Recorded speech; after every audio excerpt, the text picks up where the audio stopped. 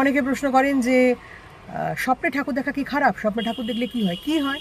খারাপ কেন হবে? ঠাকুরের খেয়ে দিয়ে কাজ নেই। আপনি যদি ভালো মানুষ হন, কারো কোনো ক্ষতি না করে থাকেন, ব্যাড ইন্টেনশন না থাকে, আপনার কেন ক্ষতি করতে যাবে ঠাকুর?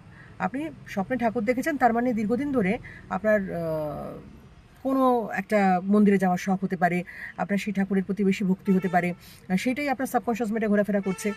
আর সেটাই হচ্ছে মূল কারণ। কারণ এইগুলো হচ্ছে আপনি কেমন ফিল করেন, আপনার অনুভূতিটা কেমন, সেই অনুভূতিগুলোর একটা কি বলবো প্রকাশ হচ্ছে সাবকনশিয়াস মাইন্ডের এই স্বপ্নর যেগুলো দেখছেন সেগুলোর একটা ছবি আর কি। এখন এমন হতে পারে আপনি ভীষণ বিশ্বাসী ঈশ্বরে, অথচ আপনি জানেন কোনো কাজ করছেন সেটা হয়তো খারাপ, আপনার মাথায় ঘুরছে যে তাহলে ঠাকুর পাপ দেবে না তো, সে কারণেও আপনি কুপিত ঈশ্বরের স্বপ্ন দেখতে পারেন, যে কাজটা হয়তো আপনি জানেন যে করলে ঠাকুর পাপ দিতে পারে। তো এই সমস্ত নানা জিনিসপত্র হতে পারে। এখন শ্রীরামকৃষ্ণ, রানী রাসমণি